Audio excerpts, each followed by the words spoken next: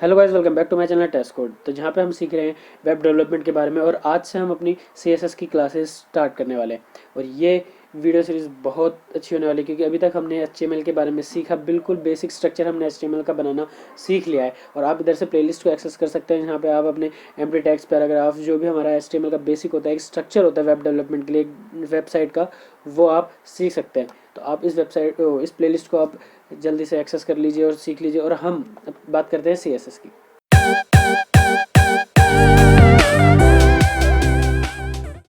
तो सीएसएस क्या होता है? तो जिस तरीके से हमने अभी तक बात करी एचटीएमएल की, तो एचटीएमएल अगर आप इस डायग्राम से देख सकते हैं तो आपका जो एचटीएमएल है वो आपका स्ट्रक्चरल होता है। मतलब एक स्ट्रक्चर जब आप क्रिएट करते हो, किसी भी चीज़ का स्ट्रक्चर पहले आप क्रिएट करोगे ताकि आप उसको फिर फर्दर मॉडिफाई कर पाओ। अगर आपका स्ट्रक्चर ही नहीं होगा आपके पास और आप फर्दर उसको मॉडिफाई कर ही नहीं पाएंगे, या तो आप उसको फिर इमेजिनेशन में करेंगे या फिर आप उसको ऐसे सोच के कि हम बाद में कर लेंगे। तो उससे पहले हमारे पास एक स्ट्रक्चर होना चाहिए। अगर हमको किसी भी चीज़ में कुछ मॉडिफिकेशन करनी है, अपडेशन करनी है, और उसमें से अगर कुछ पार्ट हटाना है कि आपको लगे कि हमारे को ये पार्ट अच्छा नहीं लग रहा, तो हम सबसे पहले स्ट्रक्चर क्रिएट करते हैं। और वेबसाइट के लिए वही उसका स्ट्रक्चर है HTML। तो HTML के बारे में हमने पूरा अच्छे से पढ़ लिया है। आप जाके वीडियोस को एक्सेस कर लीजिए और यहाँ पे आपको आई बटन पे भी दिख जाएगा, नीचे डिस्क्रिप्शन बॉक्स में भी जाके देख लीजिएगा, आपको वहाँ पे वेब डेवलपमेंट के पूरे HTML की सीरीज़ का लिंक मिल जाएगा। तो जैसे कि मैं बोल रहा हूँ कि वेबसाइट का सबसे पहला पार्ट हमारा होता है स्ट्रक्चर। ठीक है, तो स्ट्रक्चर जो हमारा सबसे पहला पार्ट होता है, तो हमने स्ट्रक्चर बनाना सीख लिया। अब हमारी बात है कि अब उसको प्रेजेंट कैसे करना है हमारे स्ट्रक्चर को। अगर हम देखें कि हमारा जो HTML का स्ट्रक्चर है वो बिल्कुल बेसिक होता है, उसमें ना ही हम कुछ कलरिंग करते हैं ना कुछ पार्ट ऐड करते हैं, बस वो नॉर्मली होता है। तो उसको मैं आपको दिखा देता हूँ। अगर हम अपने स्ट्रक्चर की बात करें तो मैंने आप लोगों के लिए एक नॉर्मल वेब पेज क्रिएट करा है, जो कि आप ये देख सकते हैं। अगर हम बात करते हैं अपने HTML की, तो वो कुछ ऐसा दिखता है, जहाँ पे मैंने एक हेडिंग टैग लगा दिया है और कुछ पैराग्राफ लिख दिए। तो ये है हमारा बिल्कुल एक स्ट्रक्चर है कि अब मेरे को इस स्ट्रक्चर को क्रिएट करना है। अब आप चाहते हो कि इसका जो बैकग्राउंड कलर है, जो क्या कहते हैं, इस बॉडी का बैकग्राउंड कलर है वो कुछ भी होना चाहिए, या फिर आपका ये ऊपर की हेडिंग का कलर आपका रेड होना चाहिए, ब्लू होना चाहिए, और या आपका ये जो टेक्स्ट है ये इधर ना होके या तो राइट हैंड साइड में होना चाहिए या सेंटर में होना चाहिए। और इन तीनों पैराग्राफ को आप अलग अलग कलर में डिफाइन करना चाहते हैं, अलग अलग कलर देना चाहते हैं। उसी तरीके से हम इसके लिए हम एक CSS यूज़ करते हैं। CSS को अगर आप और भी अच्छे तरीके से समझना चाहें तो CSS आपका एक शॉपिंग मॉल है HTML का, जहाँ पे आप उसके लिए कलर खरीदते हैं, आप उसके लिए कपड़े खरीदते हैं, आप उसको स्टाइल करवाते हैं कि आप ये चेक करिए, आप में बहुत अच्छा लगेगा। वो आपका एक CSS है। जो CSS आपका एक शॉपिंग मॉल है, जहाँ पे आप अपना सारा का सारा स्टफ़, जितना भी प्रेजेंटेशनल स्टफ़ है, आप उसको स्टाइल कर सकते हैं अपने HTML को यूजिंग CSS। तो CSS की फुल फॉर्म जो होती है वो होती है हमारी कास्केडिंग स्टाइल शीट, जिसके नाम से ही पता चल रहा है कि हम अपनी जो शीट है उसको कास्केड कर रहे हैं। किस चीज़ से? स्टाइल से। अगर हम तीनों वर्ड्स को अलग अलग पढ़ें कि कास्केडिंग स्टाइल शीट, यानी जो हमारी शीट है उसको हम कास्केडिंग कर रहे हैं। किससे? स्टाइल से, कि हम उसको स्टाइल देके उसको कास्केड कर रहे हैं। एक हम उसको स्ट्रक्चर प्रोवाइड कर रहे हैं कि अब तुम अपने ये कलर यूज़ करो या तुम अपना ये ड्रेस यूज़ करो तो आप ऐसे दिखेंगे।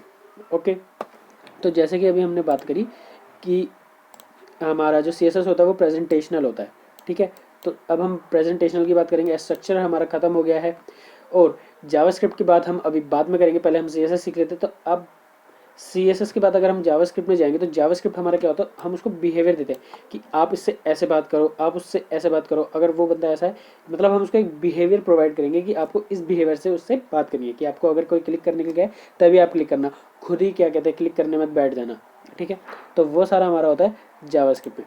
वो हमारा सब कुछ जावास्क्रिप्ट में होता है। तो अभी हम इतना आगे नहीं जाते, इसको भी आप अच्छे से सीखेंगे। तो अभी हम आ जाते हैं अपने CSS में। तो अब CSS को लिखने का तरीका क्या होता है, हम उसके बारे में बात करते हैं। तो CSS को आप जब भी लिखेंगे तो आपको दो चीज़ का क्या कहते हैं खास ध्यान रखना पड़ेगा। एक आपका होता है सेलेक्टर, एक आपका होता है डिक्लेरेशन। सेलेक्टर क्या होता है? सेलेक्टर वो चीज़ होती है जिसको आपको कलर प्रोवाइड करना है, जिसके लिए आप कपड़े लेने जा रहे हो।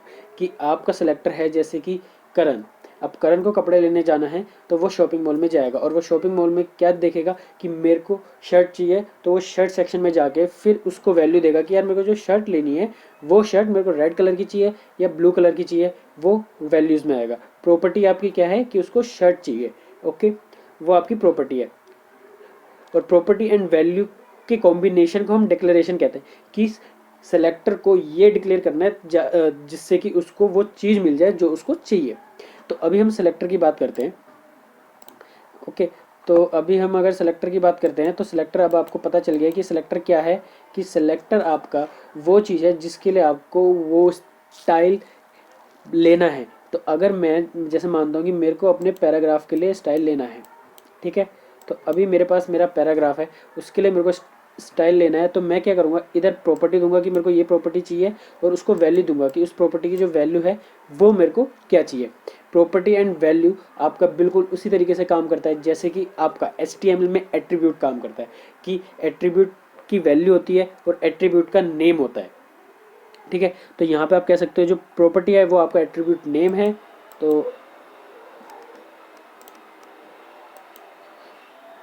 तो यहाँ पे आप कह सकते हैं कि जो प्रॉपर्टी है वो आपका एट्रीब्यूट नेम है और जो वैल्यू है वो आपकी एट्रीब्यूट वैल्यू है। कि अगर जैसे कि हमने अपने HTML में बात करी थी कि attribute value and attribute name क्या होता है।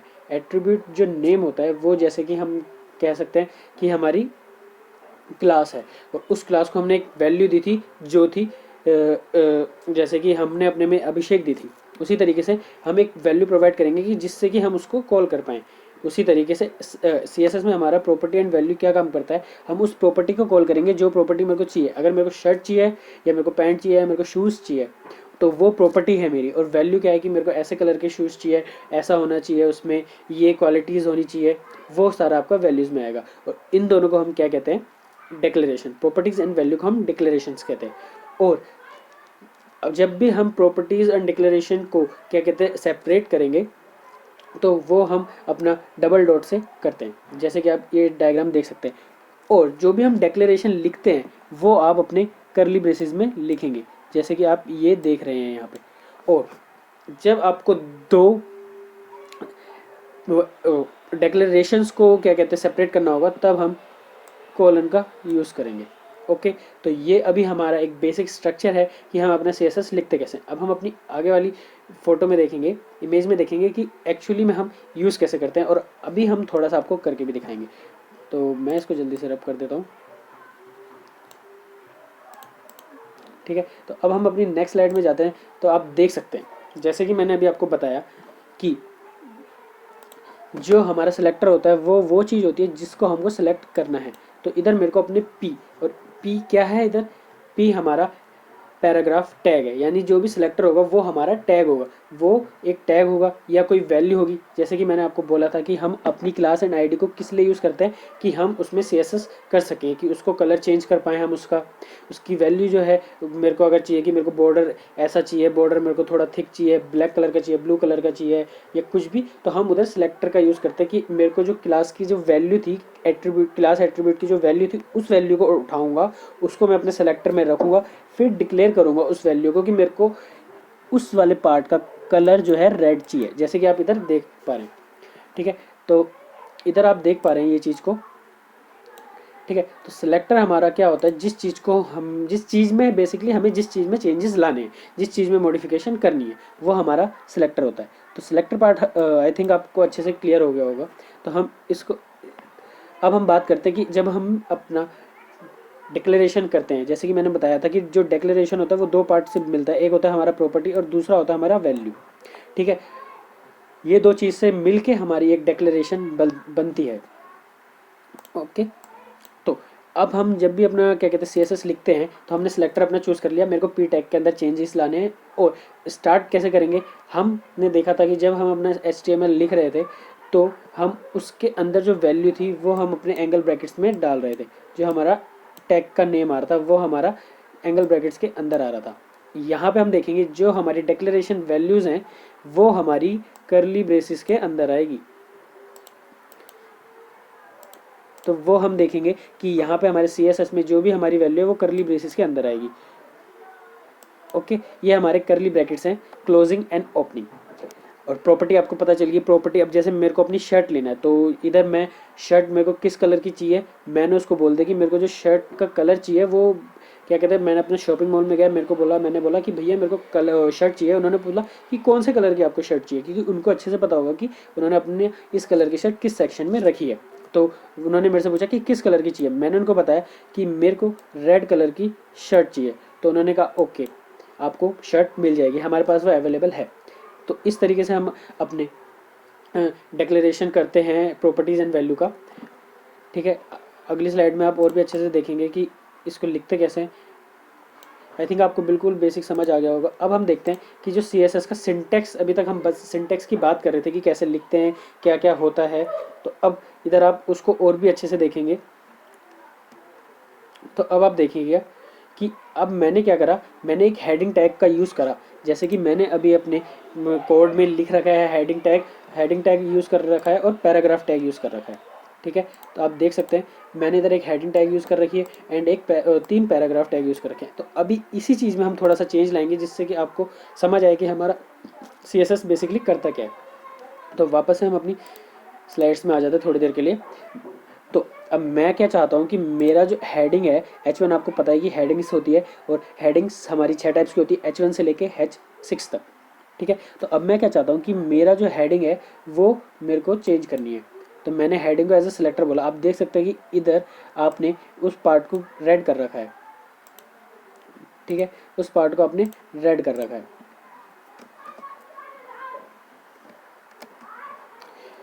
उस पार्ट को आपने रेड कर रखा है और वो बता दिया आपने कि वो सिलेक्टर है।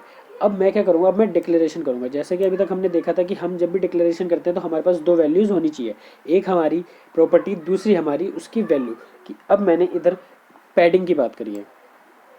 तो पैडिंग हमारा बेसिकली क्या होता है, पैडिंग हमारा होता है कि हमने अपने कंटेंट को एक बॉक्स में रखा, अपने टेक्स्ट को एक बॉक्स में रखा, तो उस टेक्स्ट के बीच में और उस बॉक्स के बीच में जो भी डिस्टेंस हमको लाना होगा वो हम पैडिंग की हेल्प से लाएंगे।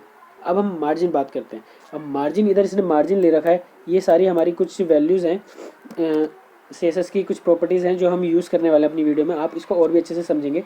तो मार्जिन हमारा क्या होता है, मार्जिन हम समझ सकते हैं कि हमारे पास 2 बॉक्स हैं, अगर हम उन 2 बॉक्स के बीच में हमें गैप लाना है, और उसने क्या बोला कि इधर मेरे को जो कलर है वो कलर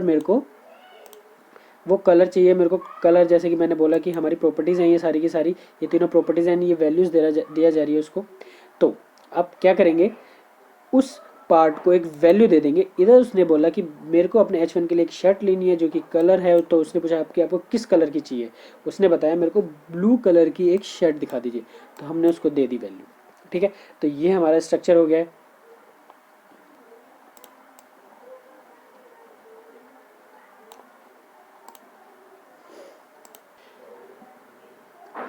तो दोस्तों अब हमने एक बेसिक स्ट्रक्चर सीख लिया है कि हम अपने CSS के सिंटेक्स को लिखते कैसे। तो अब थोड़ा सा कोड हम अपने टेक्स्ट एडिटर में जाके करते हैं, जिससे कि आपको अच्छे से समझ आए। तो मैं इस पार्ट को थोड़ा क्लोज करता हूँ और हम अपने टेक्स्ट एडिटर में जल्दी से आ जाते हैं। तो जैसे कि ये हमारा एक बेसिक टेम्पलेट है हमने यूज़ कर रहे हैं CSS में, जहाँ पे मैंने हेडिंग यूज़ कर रखी है और कुछ पैराग्राफ यूज़ कर रखे हैं। अब मैं चाहता हूँ कि क्या कहते हैं, मैं इन तीनों पैराग्राफ का कलर चेंज कर दूँ और इस CSS लेसन्स को मैं एक कलर दूं जो कि मैं चाहूँगा, मैं ब्लू कलर चाहता हूँ कि मैं CSS लेसन के जो टेक्स्ट है उसको कलर ब्लू दूं। तो हम अब जल्दी से अपने विजुअल स्टूडियो कोड में आते हैं, जहाँ पे मैंने एक कोड लिखा हुआ है। तो विजुअल स्टूडियो कोड में हम आ गए हैं। तो अब आप देखेंगे कि ये भी हमने ले लिया। तो ये हमारा टेक्स्ट है। तो HTML एक फ़ाइल बना रखी है। इस चीज़ का आप ध्यान रखिएगा कि हमारा जो भी स्टाइलिंग होती है वो हम अलग से एक फ़ोल्डर में करेंगे, बट मैं आपको बताऊंगा कि अगर हमें उसी HTML फाइल में हमको वो चीज़ करनी है तो वो कैसे करेंगे। बट अगर आपको एक अच्छे वे में अपने क्या कहते हैं डेटा को और अपने फाइल्स को एग्जीक्यूट करना है, तो आप अलग अलग फाइल का यूज़ करिए, अलग अलग फोल्डर्स को, अलग अलग फाइल्स का यूज़ करिए। जहाँ पे आप अपना CSS संभाल रहे हो, एक जगह आप अपना HTML संभाल रहे हो और दूसरी जगह आप अपना जावास्क्रिप्ट संभाल लो। तो आप देख सकते हैं कि अगर इसका क्या फ़ायदा है। तो अब मैं इधर आया, जैसे कि मैंने इधर लिखा स्टाइल। आप नॉर्मल स्टाइल लिखेंगे और उसके अंदर हम देखेंगे कि मेरे को अब अपने इस CSS लेसन का जो कलर है वो चेंज करना है। तो मैं क्या करूँगा, मैं पहले देखूँगा कि जो मेरा CSS लेसन है वो क्या है। वो मेरी हेडिंग 1 है। तो मैं क्या करूँगा, हेडिंग 1 का H1 लूँगा जो कि हमारा नॉर्मल है। तो ये हमने देखा था कि ये हमारा सेलेक्टर है। तो मैंने अपने सेलेक्टर को सेलेक्ट कर लिया है कि किसकी प्रॉपर्टी मेरे को चेंज करनी है। तो अब मैं क्या करूँगा, उसको करली ब्रेसेस में अपनी प्रॉपर्टीज़ रखूँगा, जो भी अपनी डेक्लेरेशंस की प्रॉपर्टी होगी। तो मैं क्या करूँगा, अब मैं इधर यूज़ करूँगा कलर। कलर हमारी एक प्रॉपर्टी है, तो वो क्या कर रही, हमसे बोलेगी कि आपको किस कलर का चाहिए। तो मैंने उसको बोला हाँ मुझे कि क्या कहते हैं, मुझे ब्लू कलर चाहिए।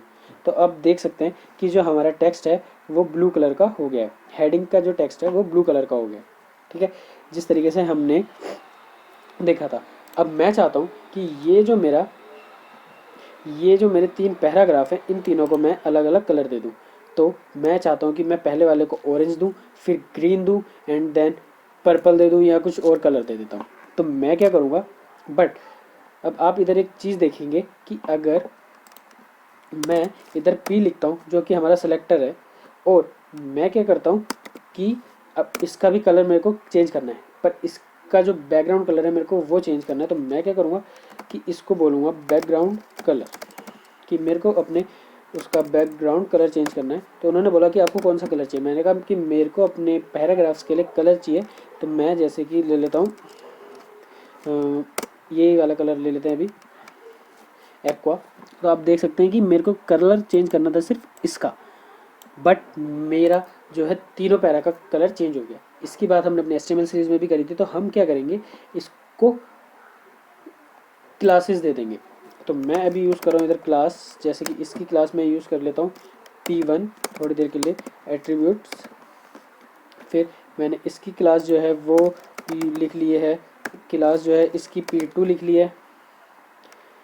ठीक है, और इसकी थर्ड वाले पैरा की मैंने जो क्लास है वो मैंने P3 लिख लिया, जिससे कि हम इजीली इनको एक्सेस ले सकें इन तीनों से, कि भाई मेरे को उस वाले पैराग्राफ को चेंज करना है। ठीक है, तो मैंने क्या करा, अब मैंने बोला कि क्या कहते हैं, मेरे को P1 का जो कलर है वो मैंने बोला था कि मेरे को रेड चाहिए। तो आप देखेंगे मैंने बोला कि मेरे को जो P1 का कलर है वो मेरे को बैकग्राउंड कलर जो है वो मेरे को रेड चाहिए।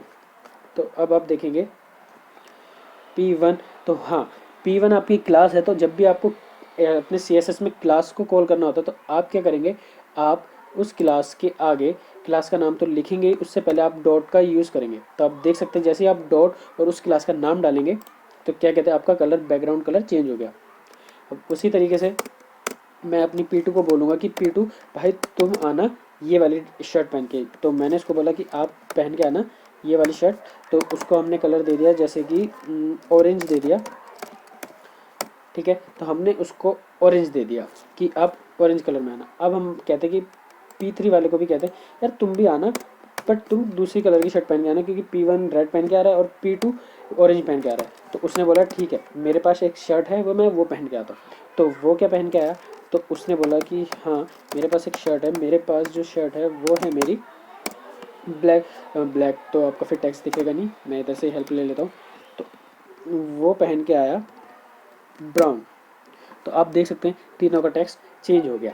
अब जैसे कि मैंने बात करी थी कि ये सारा डेटा आपका एक बॉक्स में प्रोवाइड होता है। अब जब भी आपको CSS सीखनी है तो आप एक चीज़ को ध्यान पे रखिए कि जितना भी आपका डेटा जो भी है, जब भी आप उसको चेंज करेंगे तो आप उसको एक बॉक्स के अंदर एज्यूम करें, थोड़ा सा क्या कहते हैं, एक इमेजिनेशन में कि हाँ जो मेरा ये वाला डेटा है कि वो एक बॉक्स में है। तो आपको ईजिली टू अंडरस्टैंड होगा कि आप उसके साथ कैसे चेंजेस ला सकते हैं, जिससे कि आपका दूसरा पार्ट को अफेक्ट ना हो। तो आज के लिए बस इतनी। आई होप आपको ये वीडियो अच्छी लगी, और यार वीडियो को लाइक करो और सब्सक्राइब करो, और इसको शेयर भी करो अगर आपको लग रहा है कि इसमें कुछ आपका हेल्पफुल है, जो आपके और आपके दोस्त को हेल्प कर सकता है उसके प्रोजेक्ट्स में। अगर आपको सीखना है, आपको HTML के प्रोजेक्ट्स बनाने हैं तो उसमें आपकी हेल्प कर सकता है। तो यार इसको शेयर करो अच्छी जगह से अपने दोस्तों के साथ। मिलते हैं अपनी नेक्स्ट वीडियो में CSS के साथ।